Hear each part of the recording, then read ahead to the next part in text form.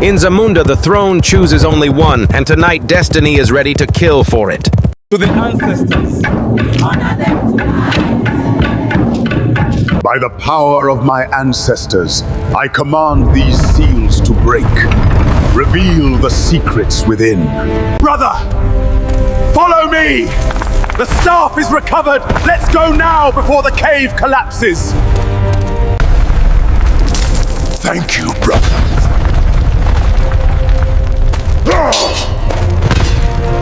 You're about to hear a story that carries the heart of Africa. Subscribe to African Folktales by MaC-Anison TV, where every week we share rarest African folktales you won't find anywhere else. Your subscription is the fuel that inspires us to bring you the very best of our storytelling heritage. In the silence before dawn, when fate holds its breath, a kingdom waits. And as the elders say, when the wind stops moving, even the spirits lean forward to listen. Thunder murmurs in the distance, as if the heavens themselves are clearing their throats for the story about to unfold. Another season, another decade, another turning of the great wheel of time to choose a befitting king for the ancient kingdom of Zamunda. Two princes stand before destiny's gate. One heir, one king. They were merely princes, ordinary by birthright, until the throne whispered their names into the wind. Camera sweeps across the great mountains surrounding Zamunda, mist rising like ancestral spirits watching. For in this kingdom, one must be chosen. One must be the king. One must return with the staff. And whoever returns with the sacred staff will ascend the throne and wear the crown of all Zamunda. This sacred rite happens only once every century, when the land, the spirits, and the ancestors demand a new king. And now, another century has come again. Another king must rise. Footsteps echo, two shadows walking in opposite directions. Who will it be among the two princes? Who will return with the staff? Who will ascend the throne? The drums of anticipation begin to throb, slow, heavy, prophetic. Will it be Prince Philip, the bold one with fire in his chest? Will it be Prince Arthur? The calm storm hidden behind gentle eyes, the golden sunlight washing over a wide village square. Joy spills everywhere like freshly tapped palm wine. There is a feast going on. The villagers are jubilating, eating, drinking, dancing, their feet beating the earth in rhythms blessed by their ancestors. They wait, they watch, they whisper stories of old kings, awaiting the return of the one destined to wear the crown. Because the man who returns with the staff of the king, becomes the ruler of all Zamunda. Camera glides over elders seated in a circle, tapping their canes on the ground with reverence. Elder, softly. The river does not forget its source. Whichever son returns with the staff, returns with destiny. And so the feast continues. For as long as the quest stretches into the unknown, the celebration will not end. It will only end when the rightful heir, the king-to-be, walks back into Zamunda holding the staff that commands both earth and spirit. For long before this time, even before the princes were born, the gods already knew. They had whispered among themselves who would be king, who would ascend the throne, who would inherit the legacy carved by countless ancestors who walked before. Wind blows. Drums pause for a heartbeat. But the gods never speak without mystery. And destiny never reveals itself without a battle.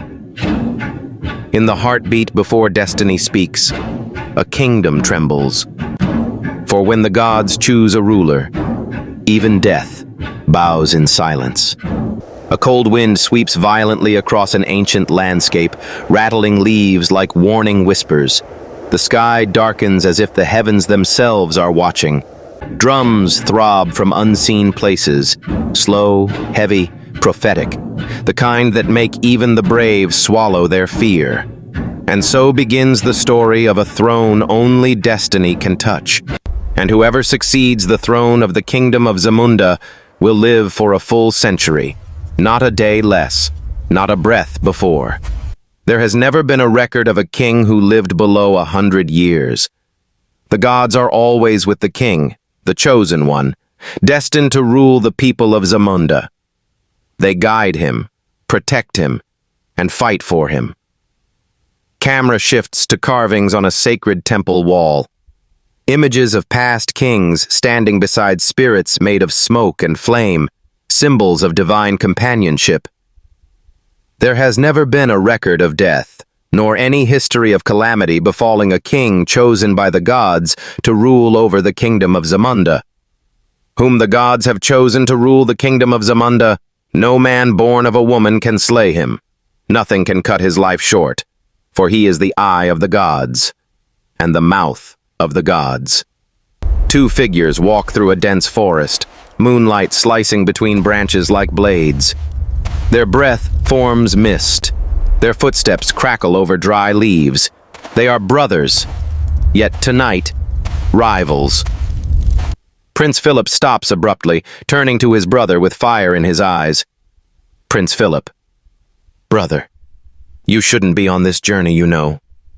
We all know, both of us know, who the rightful king is. You know I am the one destined for that throne. His voice is sharp, but underneath it lies insecurity, a trembling shadow he refuses to acknowledge. Prince Arthur walks calmly beside him, shoulders relaxed, face gentle but unreadable. His silence is not weakness, it is depth. Prince Arthur, soft, wise. Brother, let the gods decide. The forest quiets. Even the night seems to turn its ear toward them. Philip bursts into mocking laughter, loud and echoing, as though trying to drown his own fear. Prince Philip. Let the gods decide. What is there for the gods to decide when it has already been written that I shall succeed the throne of the kingdom of Zamunda? His steps become faster, harsher, crushing twigs beneath him like enemies. Prince Philip turns again, voice sharper than a blade. Prince Philip. Brother, you know you're weak. You know you're not good at combat. You know I am better than you in every way when it comes to battle. Arthur's brows lower slightly, hurt flickering in his eyes, but his spirit remains steady, like a river that refuses to rage. Prince Philip, pressing on, cruelly, tell me, if the throne is given to you, how will you protect the people of the kingdom of Zamunda? You're not skilled in combat. The throne is not for weaklings. The throne is not for babies. You are still a child, still growing. His words slice through the air like poisoned arrows. Philip steps closer, chest heaving, pride blazing. Prince Philip. You and I both know that when it comes to combat, I cannot be defeated and have never been defeated. I have won wars over the years. Tell me, brother, how many wars have you won? Arthur's silence becomes his shield. Prince Philip. You're only wasting your time coming on this quest with me. Because at the end of the day, you and I both know the throne is already mine. He turns, marching ahead. But fear flickers briefly in his eyes, unseen by Arthur. Arthur finally lifts his gaze to the moon, drawing strength from its calm glow. His voice comes out steady, a quiet thunder. Prince Arthur. So be it, if it is the will of the gods. But remember, we must still go on this quest to retrieve the staff. Whoever returns with the staff will be declared the king of the kingdom of Zamunda. Until then, neither of us is king. We are only princes. His words settle between them like a prophecy. The forest breathes again. An owl hoots, a sign of wisdom and warning. And so, two brothers walk the same path, but not with the same heart. For as the elders say, thunder may frighten the sky, but it is the rain that nourishes the earth. In the moment before destiny unveils its face, even silence becomes a witness. For when two brothers chase a single crown, the earth itself holds its breath, and the gods lean closer to watch. A sudden gust of wind sweeps across the barren land, dust swirling like restless spirits. A distant thunder growls, as though the heavens themselves understand the weight of what is about to unfold. As the elders say, when two lions grow from one mother's womb, only one may drink from the river of power. The brothers ride on, tension sharp enough to slice through stone. Prince Philip's voice breaks through the heavy silence with scorn dripping from every word. Prince Philip, this is why I say you are a child. You are still growing. You still depend on the staff. The staff is only to fulfill all righteousness. There is nothing in it. Pride stiff in his spine, arrogance burning in his eyes like a man who has never tasted humility. Prince Philip, continuing with a dismissive wave, anyway, let's go. I know the staff. I will get the staff. I mean, if I can win wars and battles far greater than this quest, then what is there in bringing back a mere staff? He laughs loudly, an echo bouncing off mountains, filled with the confidence of a man who has never questioned himself. Prince Philip, if I were the only one sent on this quest, I would already be on my way back home with it. Anyway, I am the king already. Prince Arthur kept quiet, and so the ride continued. Silence is the refuge of the wise, for even a quiet river carries depth. But inside Arthur's chest, unspoken emotions welled, hurt, disappointment, and yet a strange calm. He studied his brother's harsh words, turning them over in his mind like stones in a stream. Not to swallow them, but to understand them. They rode past mountains rising like ancient guardians, their sharp edges glowing under the sunlight. They rode through valleys wide and whispering, the wind carrying secrets from centuries past. They crossed the vast desert, heat shimmering like a mirage of destiny itself. Each man was lost in his own thoughts as they pressed onward on the quest to seek the lost staff of the king. The staff that would determine who among them would return home as the rightful king. And so they arrived at the cave. The horses halted. The wind died. Even the sun dimmed as though refusing to shine on what would happen next. Prince Otto turned to his brother, voice low but steady. Prince Arthur. Brother, we are here now. Prince Philip dismounted, boots hitting the ground with a sharp thud. The two brothers stood before three dark cave mouths, like three waiting destinies. The caves hummed with a strange silence, a silence that felt alive. Both princes studied them, their eyes narrowing, their breaths slowing. After some thought, they decided to consult the maps they had brought.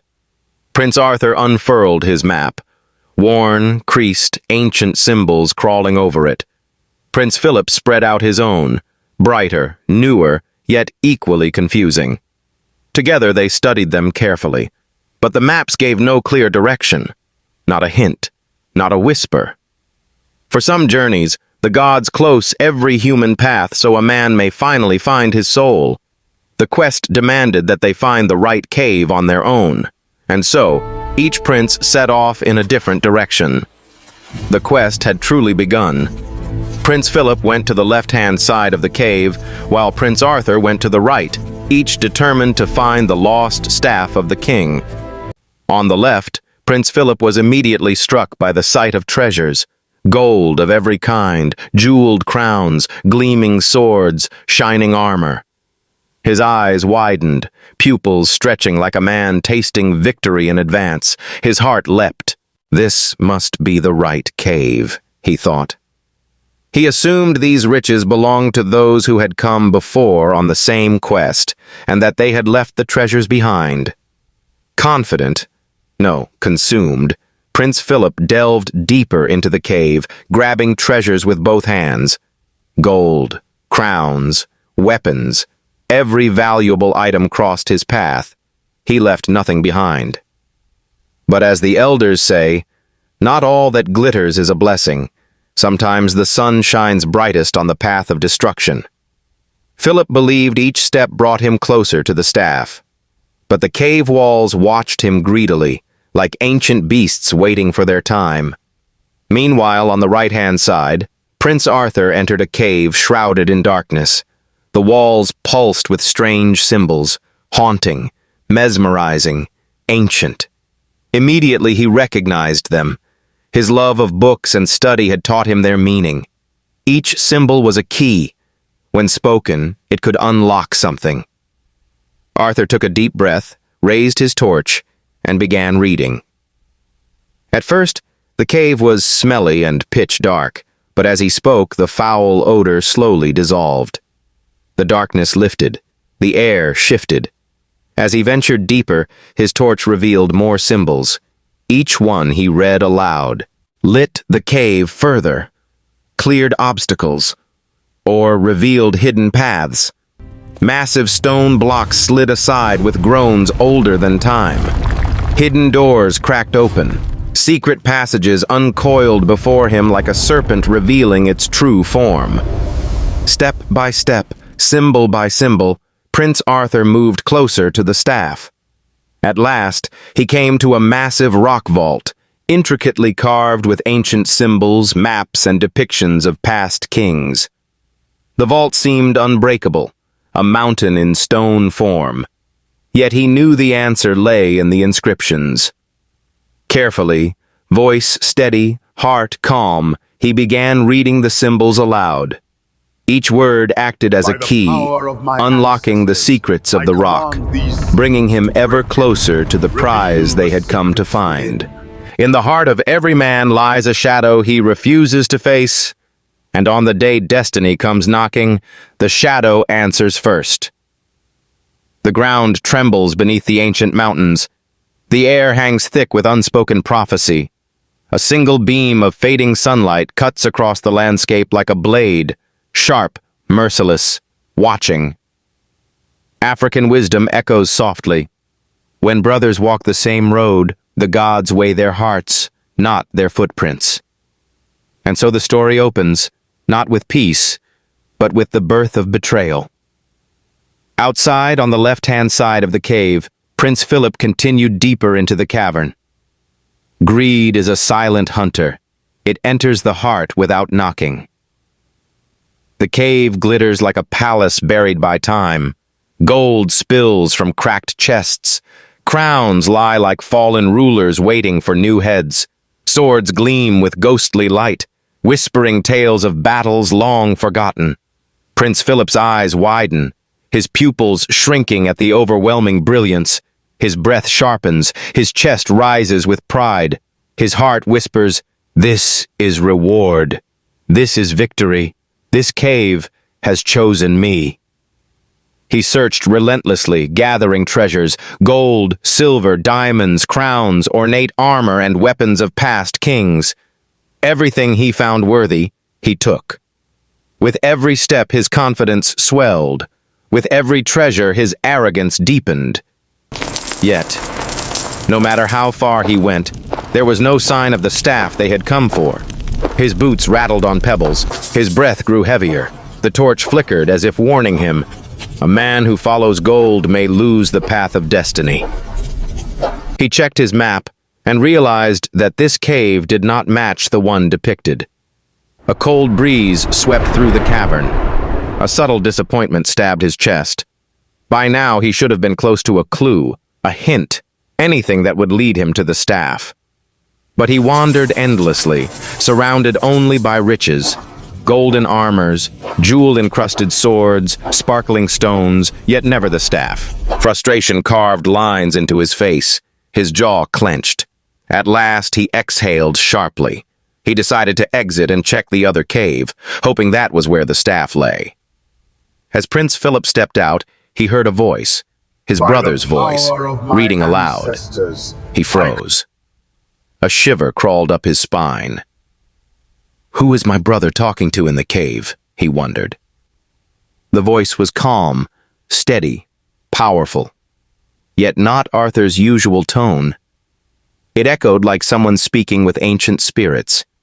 Concerned, he followed the sound, fearing his brother might be in danger. As he entered the right-hand cave, A strange sensation ran through him, an invisible pressure, like walking into the presence of something sacred. He immediately felt that perhaps this cave, his brother's cave, was the right one. The air vibrated with energy. Symbols on the walls pulsed faintly. The scent of ancient stone filled his lungs. He followed the voice, hearing patterns, symbols, and words spoken aloud, though he could not understand the tongue. Prince Arthur's voice carried authority, yet a soft humility beneath it. At last, Philip saw his brother standing before a vault, a massive rock safe, carved with intricate patterns, ancient maps, and depictions of kings who had ruled even before memory. The vault towered like a sleeping giant. Prince Philip frowned. Amusement tugged at his lips. He had never seen his brother read, let alone decipher such complex carvings. Hiding behind a rock, he watched intently. Each symbol Arthur read aloud glowed faintly, like stars awakening. Each ancient word reshaped the air, like secrets being unlocked.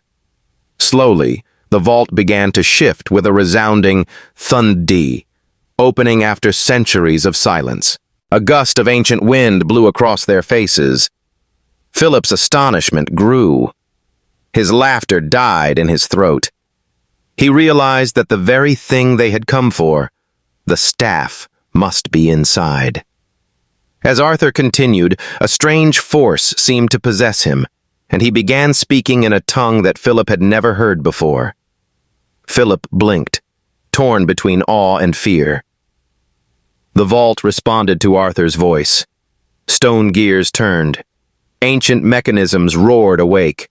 The cave itself seemed to bow before Arthur. I command these Then, seals to with a break. final echoing shift, Reveal the vault secrets opened within. fully. Inside lay treasures beyond anything Philip had seen in his own cave. Heaps of gold, jeweled swords, diamonds, precious stones, riches he could barely imagine. His breath caught. His fingers trembled, his heart raced, but at the center of it all, the staff. It floated slightly above a stone pedestal, glowing faintly, alive, ancient, sovereign. Prince Arthur stepped forward, passing the treasures without even glancing at them. His mind was fixed on one thing, the staff. He lifted it carefully. The moment he touched it, the cave shuddered violently.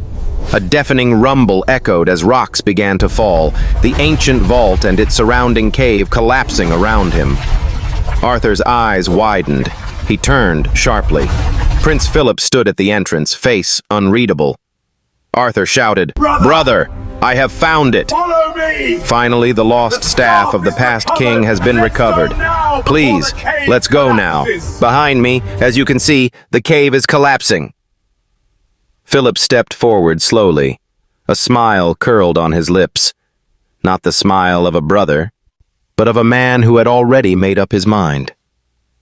"Not so fast, brother," Philip said, voice low, almost tender. "Thank you so very much for helping me get the staff." Arthur blinked, confused. "Brother, what do you mean?" Philip's smirk deepened. "You and I both know a weakling cannot rule the kingdom. I am stronger than you, better in combat. I have won wars. No king has ever defeated me." His voice rose with pride. "Our people need a strong king, someone who can defend them." Arthur shook his head desperately. "This is not what the quest said. Each man to his own path. Your treasure is yours. Mine is mine. Why do you want to take the staff from me when I was the one who discovered it?"